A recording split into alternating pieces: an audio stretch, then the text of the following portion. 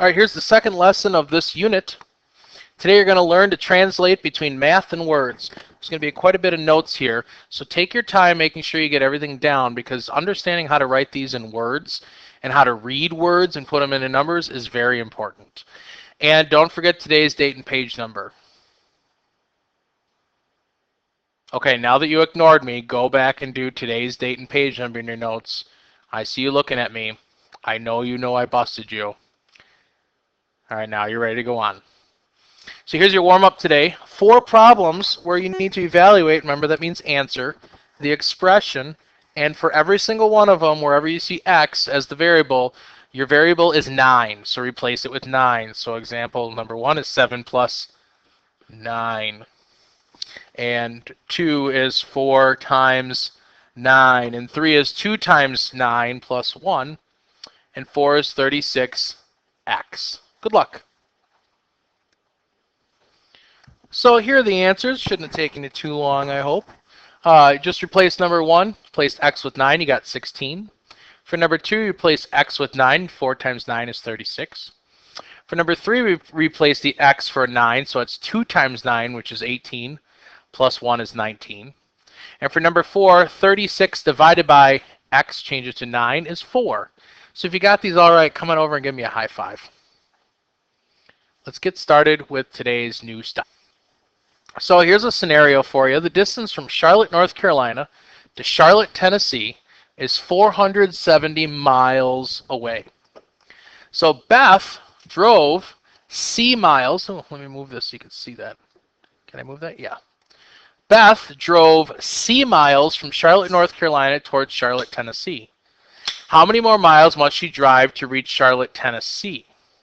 So really what we're looking at is we're looking at a word problem here. We can see that our variable is C for miles that Beth drove, and our constant is that we know it's 470 miles away. So sometimes when you get a word problem like this, you have to identify the action to translate the words. Some words you normally see might be put together or combine. If you ever see that, that means add. How much more or how much less usually means to subtract. And in this scenario, it said how many more, so that should hint to us that we need to subtract. Sometimes it'll say put together in groups or something with equal parts, that means multiply. And to separate into equal groups or put into groups, that means to divide. So today we're going to make sure you know what keywords help you figure out what kind of problem you're going to write. So let's get into some notes. Nothing had to be written down yet, but you will soon. All right, let's get into our first problem for today. And it's an application piece about social studies in the Lake Superior. Lake Superior is the largest lake in North America. So this is going to tell us how to set up a problem. It says let A is our variable, let A stand for the area in square miles of Lake Superior. So we got to find out what are the square miles of Lake Superior. Lake Erie has an area of 9,910 square miles. So that one would be our constant because that's not going to change. Lake Erie isn't getting bigger or smaller. So we need to write an expression to show how much larger Lake Superior is than Lake Erie. Now it says how much larger. So if we remember back here, how much of something, large or more or less, means to subtract.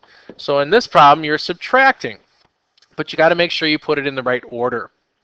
So we got to find out how much larger Lake Superior is than Lake Erie. So that means Lake Superior needs to be the first thing we write down minus Lake Erie. The subtractant and the minuend need to be in the right spot. Subtrahend, sorry. So A, being the area of Lake Superior minus 9,910 would give us the answer. So all you have to do is write an expression. This one didn't say we have to solve it, just write an expression. And that's how you write an expression. Now, what kind of expression is this? It's an algebraic expression because you have a variable, A, and you have a constant, 9,910. So this is actually what we call a mathematical sentence, an algebraic expression. They mean the same thing. And this is how you write your answer. Let's take a look at a second one. Oh, if you want to write this one down, you can. You don't have to. I strongly encourage it. and I would write down the whole problem and the answer, because then you have a good example. Now the second one here, you don't need to unless you feel you want to. All right, right away it tells us what the variable is. It says let P represent the number of colored pencils in a box. If there are 26 boxes on the shelf, we have to write an algebraic expression to represent the total number of pencils on the shelf. So we don't know how many pencils are in the box, but we do know we have 26 boxes. So because we're looking to put things into groups, and the shelves are the different groups, this means that we're going to have to multiply. So it means we're going to have to do 26 times P. So the two different ways I wrote it was 26P or 26 times P, and it means the same thing. Remember, there's a little small symbol there if you need to think it that way. 26P is the same as 26 times P. In either way, you can see that I wrote the coefficient or the constant number down before I wrote the variable. All right. Now, reading through these, sometimes it can get tricky knowing what words are what. So the next few slides are some notes that I put together to help you understand how to properly write these. So there's going to be 4 tables: an add, subtract, multiply, and divide. I want you to add all this stuff in your notes as a nice big table. This is one thing I will be checking when I check your notes to see if you wrote out the full table. So let's talk about addition first, and wait till writing it down till after this, or you can write as I'm writing. So you'll see with the operation I put the plus symbol.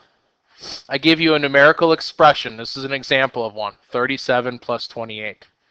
Pretty easy, just 2 numbers. Now there's 4 different ways I could write that using words, and you're going to want these examples down because you're going to have scenarios where you're going to have to write these in your homework and on your quizzes and tests. 28 added to 37 would be one way to write it. I could say 37 plus 28. All I did was take that symbol and write out the word for it. You could say it as an answer: the sum of 37 and 28. So that tells you need to add those two to get an addition problem. Or, what's 28 more than 37? If you had an algebraic expression, meaning you have a variable and a constant, here's a scenario where it's x plus 28. Now x doesn't need to be 37. X could be 1,000,000. X could be 6. X could be 3. X could be 4.443. It doesn't matter. So if I was to write it in words, you can see it's almost exactly the same as the numerical expressions, except one of our add-ins is a variable x. So 28 added to x, x plus 28, the sum of x and 28 more than x. Put this down before moving on to the next one. All right, here's our second operation. It's subtraction. So the numerical expression you have is 90 minus 12. Now, if I write that out, that's the same as saying 12 subtracted from 90, or 90 minus 12, or the difference. So I'm writing it as a answer scenario. The difference of 90 and 12, 12 less than 90, or take away 12 from 90. Those are all different ways you can write it. The algebraic expression would be k minus 12, where k is our variable and 12 is our constant. And for this one, 12 subtracted from k would work. K minus 12 would work. The difference of k and 12 would work. Or take away 12 from k. Now, with this one, you have to be more specific about the way you put the numbers and the variables. Like the difference of k and 12, people are going to read it as k minus 12, so you have to write it that way. Or take away 12 from k, it's important that you have that in order too. Stop, write this down, and then move on. All right, multiplying. There's many different ways you can write a numerical expression for multiplying. Our scenario is 8 times 48. And you can see all the different ways you use the symbols, the parentheses, to write that. Now words, really easy, 8 times 48. 48 multiplied by 8, and of course you can say the product of 8 and 48. Algebraic expressions, 8 times w, or 8w, or 8w. all of them means 8 times W, or W multiplied by 8. You could say the product of 8 and W, and 8 groups of W. Write these down as well. The most important thing is the words, because you're going to have to use those. You could basically plug and chug any numerical expression or algebraic expression around those words and have the right answer.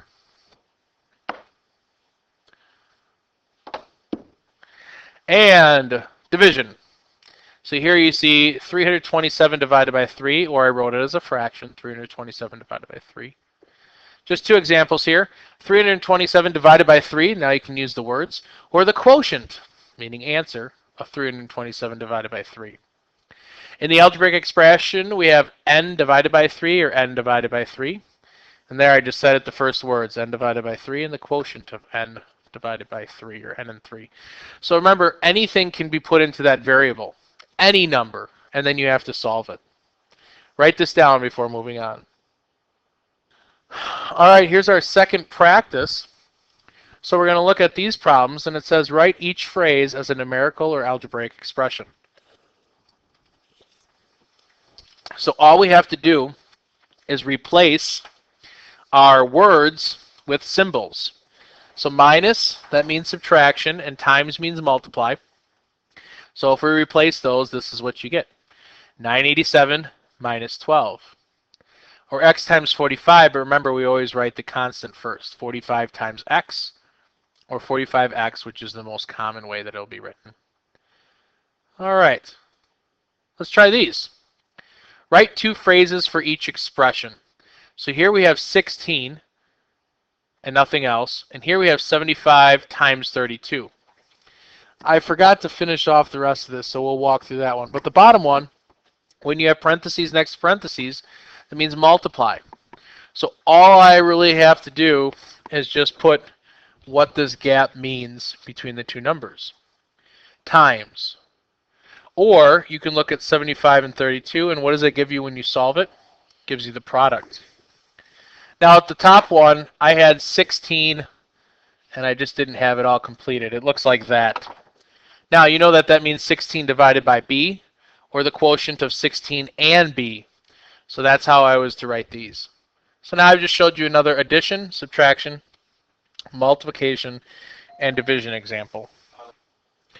All right, now that we got all the notes, here is your chance to give me some thoughts, some words to express this.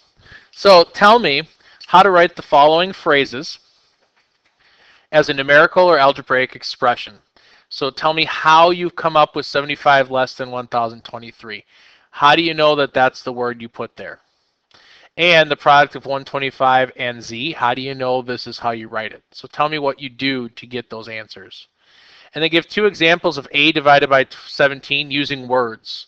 Oops, I kind of just gave you one if you listen to that, a divided by 17. And here's your quiz, 5 questions. Number 1, you're going to let x represent the number of minutes Kristen works out in a week. And you're going to write an expression for the number of times she works out in 4 weeks. Then write each phrase as a numerical expression. So replace these words with symbols. And then change these symbols to words. Can't wait to see your results. Hopefully you got this down. It's not too difficult, but it is a little time consuming to go through all the notes. Good luck with your quiz, and we'll see you at the table when you're done.